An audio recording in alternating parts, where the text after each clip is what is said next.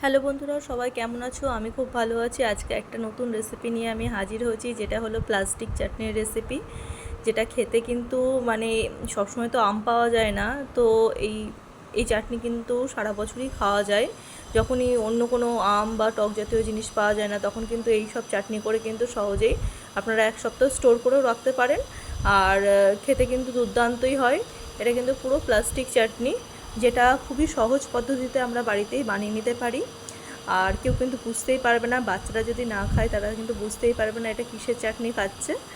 তাহলে চলুন, কিভাবে এই চাটনি আমি বানিয়েছি আজকে সেটার রেসিপি আপনাদের সাথে শেয়ার করব। আর এটা বানানোর পদ্ধতি খুবই সহজ। তো প্রথমেই দু টুকরো দেখেন পেঁপে আমি সুন্দর করে ছাড়িয়ে নিয়েছি।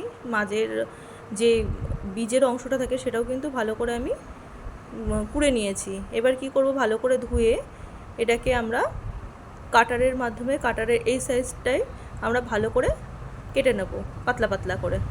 এরকম করে আমরা দু ফালি পেঁপেকে খুব সুন্দর করে কেটে নেব। বেশি প্রয়োজন নয়, আপনাদের যদি বেশি করার প্রয়োজন থাকে সেক্ষেত্রে আপনারা আরও বেশি নিতে পারেন। তো আমি অল্প করেই করেছিলাম, আমি তো খুব একটা মিষ্টি খাই না, আমার পরিবারের জন্য তাই করেছিলাম অল্প করে। তো এরকম পাতলা পাতলা হবে একদম। দেখেন এরকম পাতলা পাতলা হবে। এরকম করে আমরা দু টুকরো পেঁপেকে আমরা সুন্দর করে এরকম করে কেটে নেবো। দেখবে সাবধানে করবেন, হাত অনেক সময় এই কাটারে কিন্তু হাত কেটে যায়, তো খুবই সাবধানে এটা করবেন। এই পেঁপের প্লাস্টিক চাটনি কিন্তু খেতে খুবই সুস্বাদু হয় আর দুর্দান্ত লাগে। আমার রেসিপিগুলো আপনাদের কেমন লাগছে সেটা কিন্তু অবশ্যই লাইক কমেন্ট করে জানাবেন। আর কোথা থেকে কে আমার রেসিপিগুলো দেখছেন সেটাও কমেন্ট করে জানাবেন। আপনাদের মতামত আমার কাছে খুবই ভালো লাগে, আপনাদের কমেন্টগুলো পড়তেও আমার কাছে খুবই ভালো লাগে। আমি আরও উৎসাহ পাই করার জন্য। তো অবশ্যই কিন্তু আমাকে জানাবেন কে কোথা থেকে দেখছেন, আর কেমন হলো সেটাও জানাবেন। অবশ্যই কিন্তু বাড়িতে আপনারা এটা ট্রাই করবেন। দেখেন আমি খুব সুন্দর করে কেটে নিয়েছি পাতলা পাতলা করে। এবার ভালো করে ধুয়ে নেব।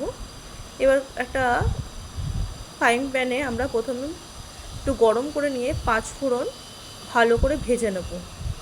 1 চামচ মতো 5 ফোড়ন ভেজে নিলেই কিন্তু আমাদের হয়ে যাবে, বেশি দরকার নেই। যেমন পরিমাণ আমরা পেঁপে নেব সেই পরিমাণ কিন্তু আমরা মশলা নেব।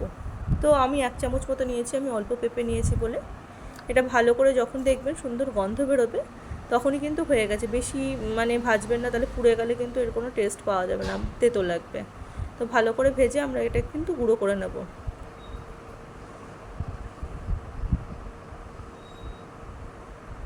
খাওয়ার পরে কিন্তু একটু চাটনি হলে কিন্তু আমাদের ভালোই লাগে, খুব একটা মন্দ লাগে না। তো এবার 1 কাপ পরিমাণ আমি চিনি নিয়ে নিয়েছি। এই চিনির মধ্যে আমি পিঁপড়ে যাতে না ধরে তার জন্য লবঙ্গ দিয়ে রেখেছিলাম। সত্যি কাজ করেছে, একটা পিঁপড়েও ছিল না, নাহলে প্রচণ্ড মানে বাজে লাগে পিঁপড়ে থাকলে। এবার আমি এর মধ্যে 1 কাপ মতনই 1 কাপ মতো চিনি নিয়েছি। 1 কাপ মতনই আমরা কিন্তু 1 কাপের একটু বেশি জল দিলেও সমস্যা নেই, কারণ পেঁপেটাকে সেদ্ধ করতে হবে। তো ভালো করে চিনিটা মিশিয়ে নেব জলের সাথে। মিশে গেলেই আমরা কিন্তু কেটে রাখা পেঁপেগুলো এর মধ্যে দিয়ে দেবো, কারণ এটা ভালো করে সেদ্ধ করতে হবে পেঁপেগুলো। যতক্ষণ না ট্রান্সপারেন্ট হয়ে যায় ততক্ষণ কিন্তু আমাদের এগোতে হবে। সামান্য মতো লবণ দেবো এর মধ্যে। ভালো করে আমরা মিডিয়াম হিটে আমরা রেখে দেবো এটাকে, চাপা দিয়ে আস্তে আস্তে হোক। তাহলে জলটা যেহেতু বেশি দিয়েছি কারণ হলো পেঁপেটা সেদ্ধ হওয়ার জন্য, নাহলে কিন্তু পেঁপেটা সেদ্ধ না হয়ে চ্যাটচ্যাটে হয়ে যাবে, জিনিসটা ভালো হবে না। তো এরমভাবে আমি 10 মিনিট মতো ভালো করে দেখেন ট্রান্সপারেন্ট মতো হয়ে গেছে। 10 মিনিট মতো রাখার পরে এখনও হয়নি। এর মধ্যে খানিকটা আমরা কাজু দিয়ে দেবো। আপনারা চাইলে কিশমিশও দিয়ে দিতে পারেন, তাতে মানে ভালো লাগে খেতে। চাটনির মধ্যে একটু কাজু কিশমিশ থাকলে খেতে ভালোই লাগে। তো আমার বাড়িতে কিশমিশ ছিল না, তাই জন্য আমি কাজুই দিয়েছি।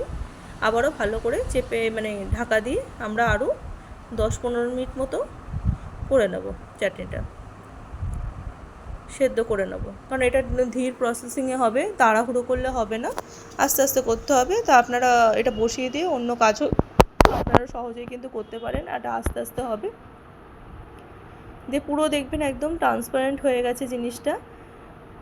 আস্তে আস্তে সেদ্ধ হওয়ার পর পুরো এপিট ওপিট দেখা যাচ্ছে।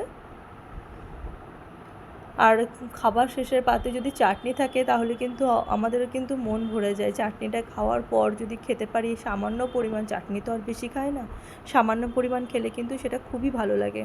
দেখেন আমাদের কিন্তু বেশিরভাগই ট্রান্সপারেন্ট হয়ে গেছে জিনিসটা, দেখেছেন কতটা ট্রান্সপারেন্ট হয়ে গেছে। কিন্তু এই আপনার যেই চিনির শিরাটা সেটা একটু কমাবো আমরা, একটু চ্যাটচ্যাটে টাইপের করব, কারণ বেশি আমরা চিনির শিরা রাখবো না। এরপরে যে আমরা ভাজা মশলাটা করেছি সেটা ছড়িয়ে দেবো। সেটা কিন্তু পুরো ডাস্ট করার দরকার নেই, আপনারা একটু আধ বাটা মতো করে নেবেন তাহলেই হবে।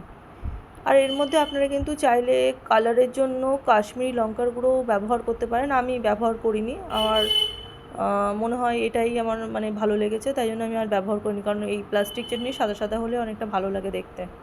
তা আমাদের চাটনি কিন্তু একেবারে রেডি হয়ে গেছে। এবার এরকম একটুখানি রসালো রেখেছি, কারণ ঠান্ডা হওয়ার পর ওটাও একটু কমে যাবে। জিনিসটা কিন্তু কতটা সুস্বাদু আর কতটা সুন্দর হয়েছে। এটা কিন্তু আপনাদের বাড়িতে আম বা অন্য জলপাই বা অন্য টক জাতীয় কিছু না থাকলে কিন্তু পেঁপে কিন্তু মানুষের ঘরে তরকারির জন্য থাকেই। তো সহজেই কিন্তু এই পেঁপে দিয়েই আপনারা কিন্তু সহজেই প্লাস্টিক চাটনি বানিয়ে নিতে পারেন। বাচ্চারা কিন্তু বাচ্চা থেকে বড় সবাই কিন্তু মজা করে খাবে জিনিসটা। আমি কিন্তু মানে করেই বলতে পারি যে এই জিনিসটা খেতে কিন্তু খুবই সুস্বাদু হয়। তারা অবশ্যই কিন্তু আপনারা বাড়িতে এটা ট্রাই করবেন, ট্রাই করে আমাকে জানাবেন যে কেমন হলো। তাহলেই তো আমি নতুন নতুন রান্নার আরও রেসিপি আপনাদের সাথে শেয়ার করার উৎসাহ পাবো। তো অবশ্যই এটা ট্রাই করবেন, ট্রাই করে আমাকে জানাবেন যে কেমন হলো। আমার রেসিপিগুলো যদি ভালো লাগে তাহলে অবশ্যই কিন্তু লাইক শেয়ার করবেন আর আমার রেসিপি পুরো দেখবেন। তাহলে আজকের মতো আসি, তাহলে টাটা।